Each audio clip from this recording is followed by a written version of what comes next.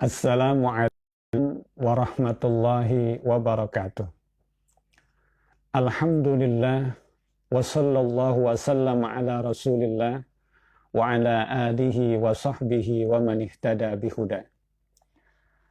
Para pemirsa ZIC TV dan Radio ZIC di mana saja Anda berada, alhamdulillah pada pagi hari yang cerah ini Allah masih berikan kita nikmat iman.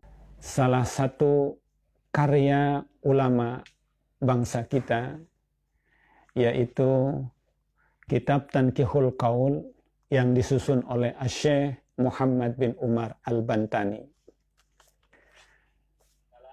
Karena pengantar kitab ini cukup panjang, saya akan memulai untuk perkenalan pada kesempatan hari ini langsung kepada materi, yaitu bab ke-26 halaman 40.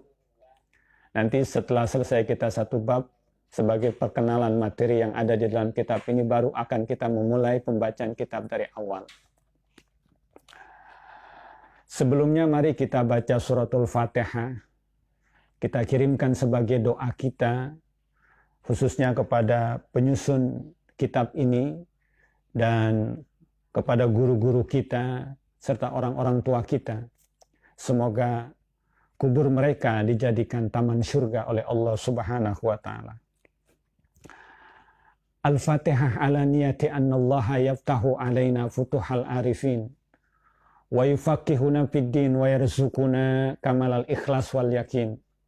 Summa ila arwahi walidina wa masyaikhina wa muallimina fid din, khususan la ruh muallif hadzal kitab Syekh Muhammad bin Umar An-Nawawi Al-Bantani, annallahal karim yataghashshahum birrahmah wal maghfirah. Al-Fatihah. A'udzu billahi minasyaitonir rajim. Bismillahirrahmanirrahim. Alhamdulillahi rabbil alamin arrahmanir rahim maliki yaumiddin. Iyyaka na'budu wa iyyaka nasta'in. Ihdinas siratal mustaqim. Shiratal ladzina an'amta 'alaihim ghairil maghdubi 'alaihim waladdallin. Amin. Bismillahirrahmanirrahim. Qala Syekhul Muallifu rahimahullah wa adaman naf'a bihi wa bi barakati ulumihi fid darain. Amin. Al-babus sadis wal ishruna fi tashdidi ala zina. Bab yang ke-26 tentang kerasnya hukuman, kerasnya larangan terhadap perbuatan zina. Qala Allah Ta'ala, berfirman Allah Subhanahu wa Ta'ala, wala taqrabuz zina, janganlah kamu sekalian mendekati zina. Innahu, karena sesungguhnya zina itu kana adalah fahisyatan, perbuatan yang jelek. Wasa asabila, innahu, karena perbuatan zina itu kana adalah fahisyatan, perbuatan yang keji.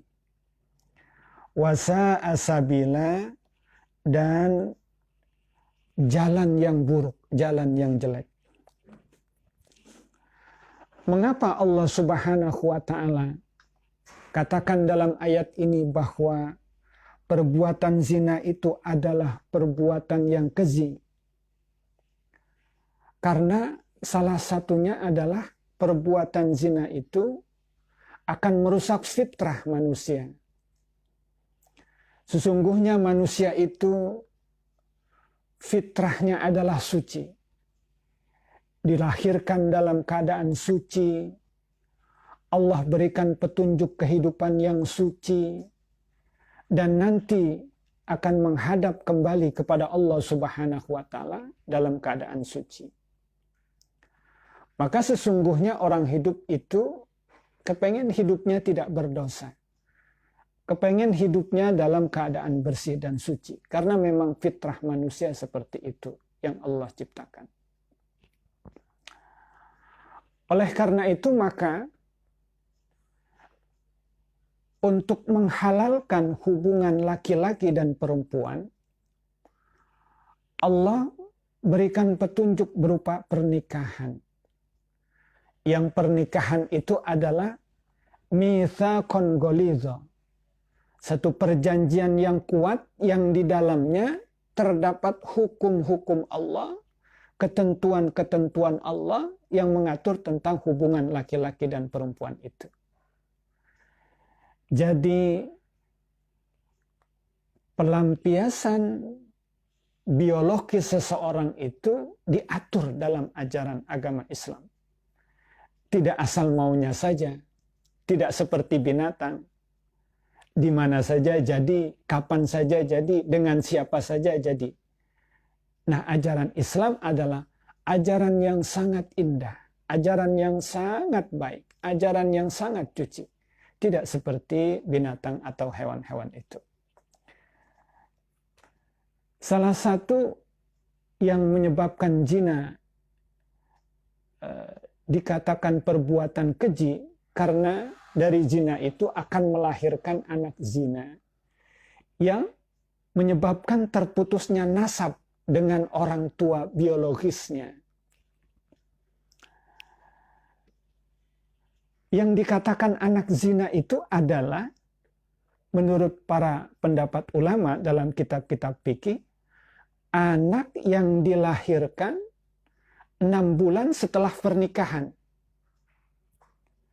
Jadi ini ada seorang wanita baru nikah 5 bulan umpamanya, ternyata sudah melahirkan seorang anak. Yang anak itu sempurna kandungan dalam ibunya 9 bulan. Atau baru pernikahan 3 bulan, tahu-tahu sudah melahirkan seorang bayi.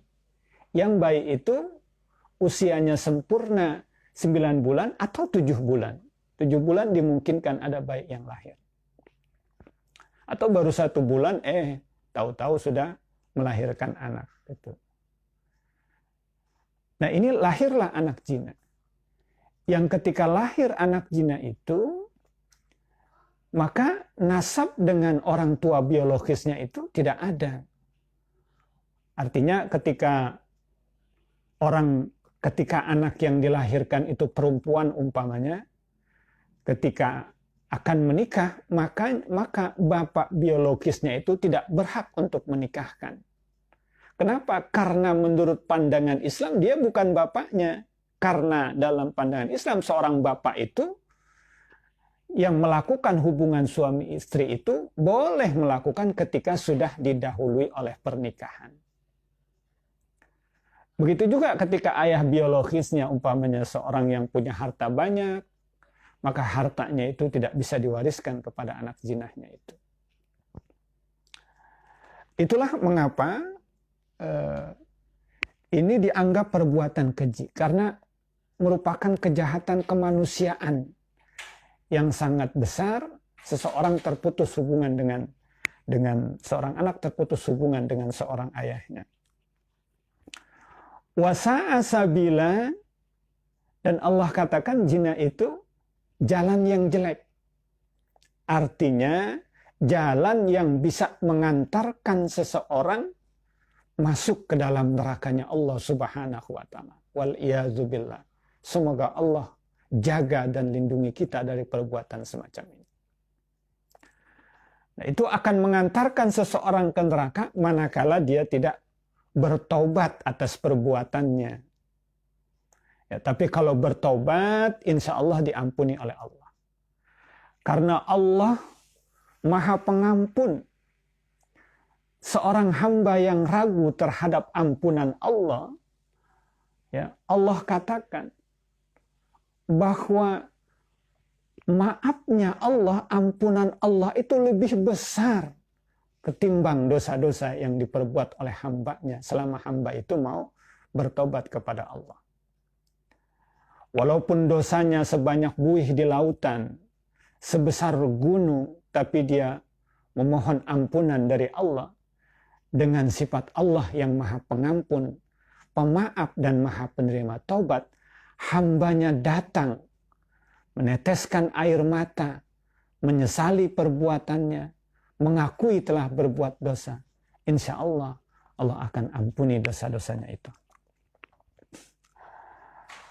Qala Nabi sallallahu alaihi wasallam, bersabda Nabi sallallahu alaihi wasallam, az-zina yurisul faqra. Perbuatan zina itu mewariskan kefakiran. Ayyakillu barokatar rizki, artinya berkurang rizkinya dengan perbuatan zina itu. Hidup dalam kesusahan, hidup dalam kesengsaraan, yang bahkan kesengsaraan itu bukan hanya di dunia, akan terbawa juga sampai ke akhirat. Rawahu al-Qudai wal Baihaqi an Ibni Umar bin Al-Khattab. Hadis ini diriwayatkan oleh Imam Al-Qudai, Imam Al-Baihaqi dari Ibnu Umar bin Khattab. Qala alaihi salatu wassalam, telah bersabda Nabi sallallahu alaihi wasallam, zinal ainaini an-nazaru. Zina kedua mata itu adalah memandang. Jadi anggota-anggota tubuh kita ini berpotensi untuk melakukan zina. Mata kita bisa berbuat zina, telinga kita bisa berbuat zina, tangan kita bisa berbuat zina, kaki kita berbuat zina, bisa berbuat zina.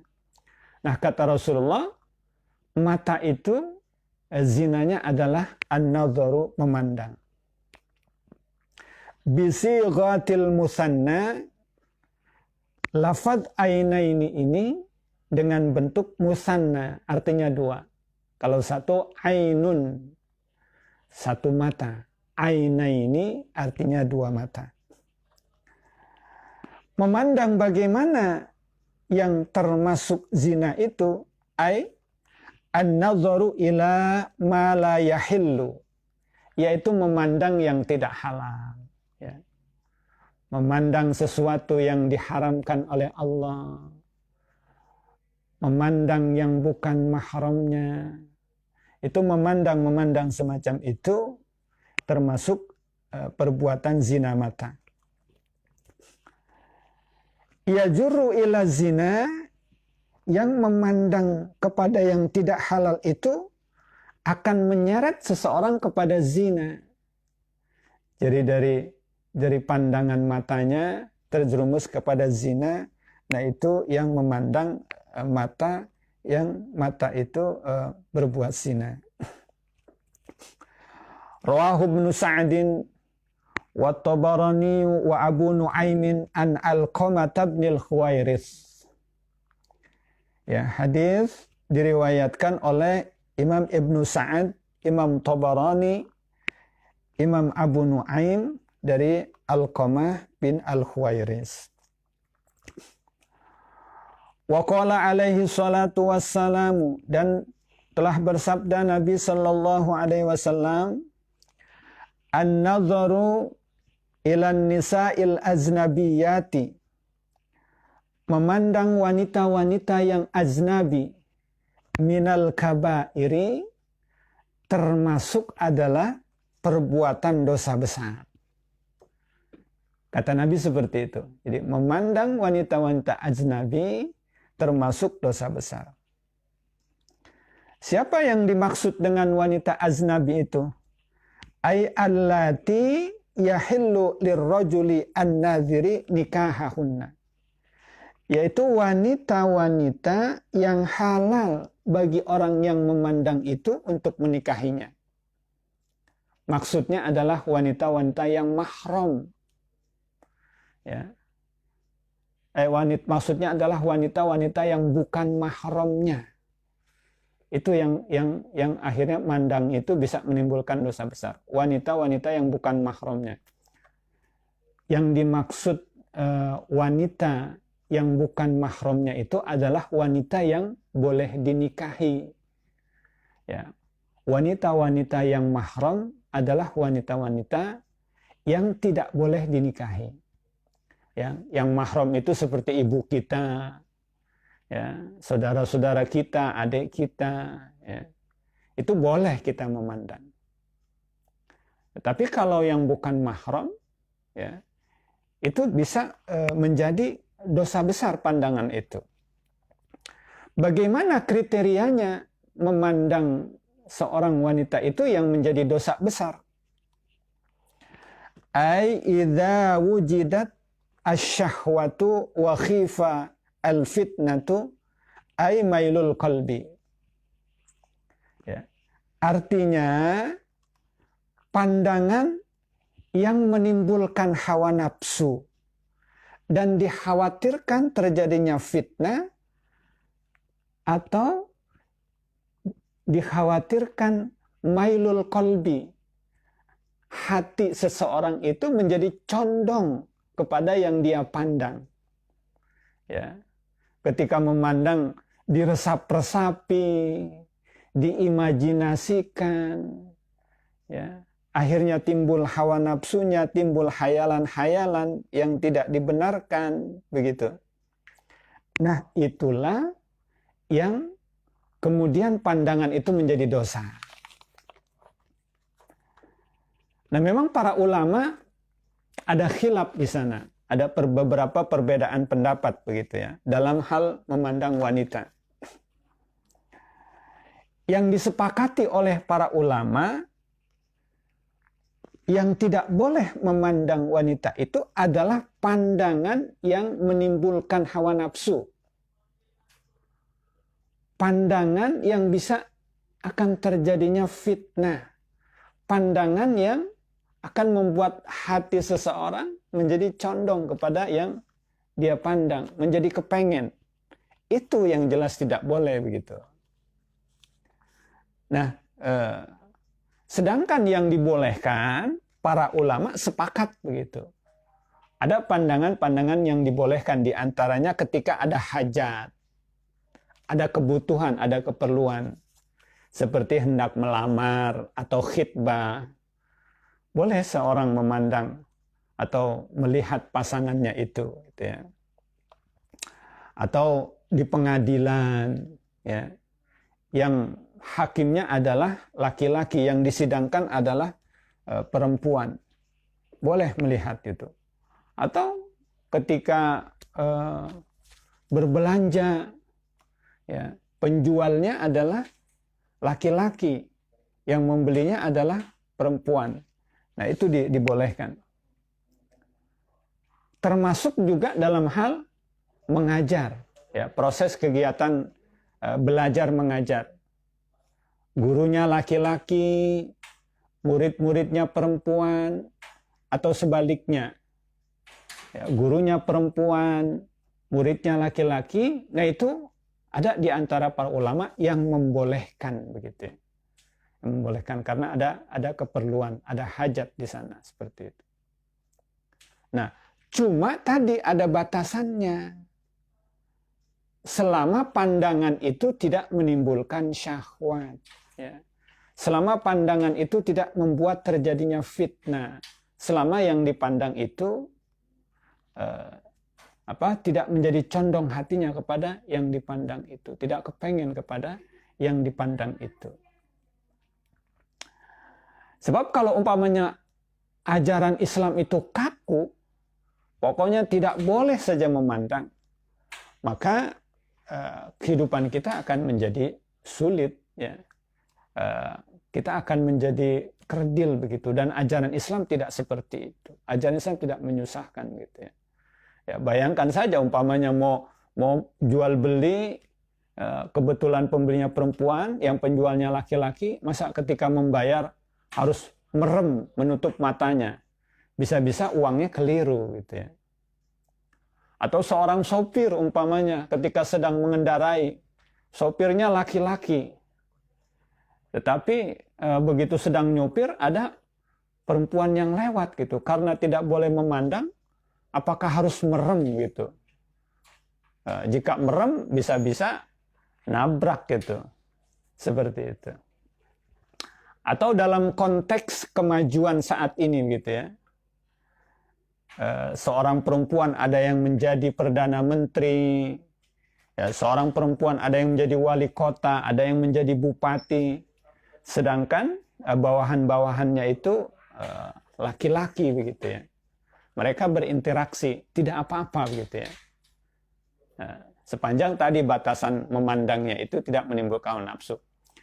Nah, artinya bagaimana pandangan itu apakah menjadi boleh atau tidak boleh berpulang kepada kita berdasarkan hadis-hadis yang disampaikan oleh Rasulullah Shallallahu Alaihi Wasallam itu. Jika kita memandang yang pandangan itu nanti bagi kita akan menimbulkan hawa nafsu, akan menimbulkan fitnah, maka itu jangan dilakukan, itu haram hukumnya, tidak boleh. Gitu. Tetapi jika kita memandang, kita bisa mengatasi, mengendalikan diri kita dan pandangan kita wajar-wajar saja, tidak menimbulkan nafsu, itu dibolehkan. Ya, seperti itu. Wa illa, jika pandangan itu tidak menimbulkan nafsu, famuqaddimatiz zina, itu hanya sekedar muqaddimah zina, laisat kabaira, bukan termasuk dosa besar, kama fiz zawazir, sebagaimana dijelaskan di dalam kitab Az-Zawazir. Wa qala alaihi salatu wassalam, dan bersabda Nabi sallallahu alaihi wasallam, zinar lizaini al-masyu, zinanya kedua kaki adalah melangkah. Ai ila mahalil ma'asi, artinya melangkah ke tempat maksiat. Ya. Jadi ini kaki bawaannya pengen jalan aja. Kemana kakinya kepengen melangkah itu?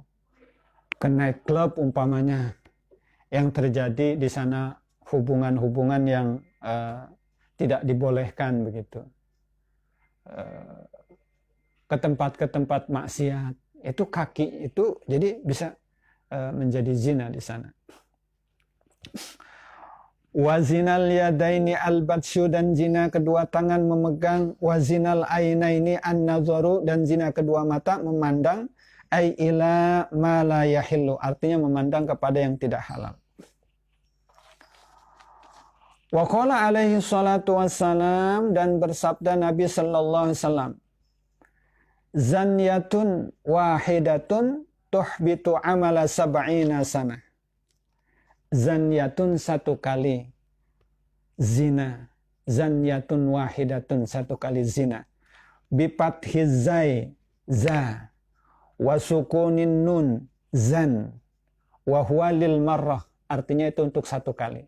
Jadi zanyatun itu artinya satu kali. Ini wazan fa'latun, ya. Zanyatun, jalsatun, aklatun, dorbatun, itu wazan fa'latun. Artinya masdar marrah, satu kali. Zanyatun artinya satu kali zina, jalsatun satu kali duduk, aklatun satu kali makan, dorbatun satu kali pukulan, gitu ya. Nah, ini dijelaskan oleh Musannif Asy-Syaikh Muhammad bin Umar An-Nawawi Al-Bantani. Jadi kalimat zanyatun itu dipatahkan zainya, huruf zainya, dan disukunkan huruf nunnya. Artinya satu kali. Nah, sabda Nabi satu kali zina itu menghancurkan amala sab'ina sanatan.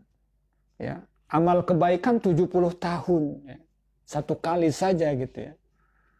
Menghancurkan amal kebaikan kita selama 70 tahun.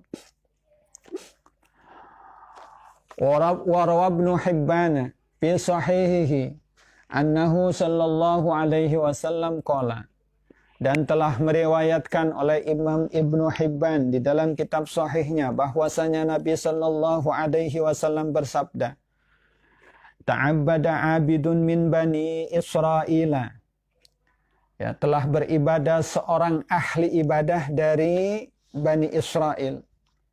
Fa'abadallaha fi sauma'atihi sittina aman. maka dia beribadah kepada Allah Subhanahu wa taala di dalam tempat ibadahnya selama 60 tahun. Fa'amtarat al-ardu, maka turun hujan. Fa'akhdarat, maka menghijaulah bumi akibat hujan itu. Ya, jadi itu ada seorang hamba, seorang habib yang kerjaannya ibadah kepada Allah. Suatu ketika turun hujan, ya begitu turun hujan, bumi itu menghijau, tanam-tanaman tumbuh. Ya. Fa asyrafar rahibu min saumatihi, maka melihat ar-rahib, ya, ahli ibadah yang sudah menjadi pendeta itu, min saumatihi, dari tempat ibadahnya. Ya, jadi dia melihat dari jendelanya atau dari pintunya setelah turun hujan, tumbuh tanam-tanaman, menghijau, bagus begitu ya.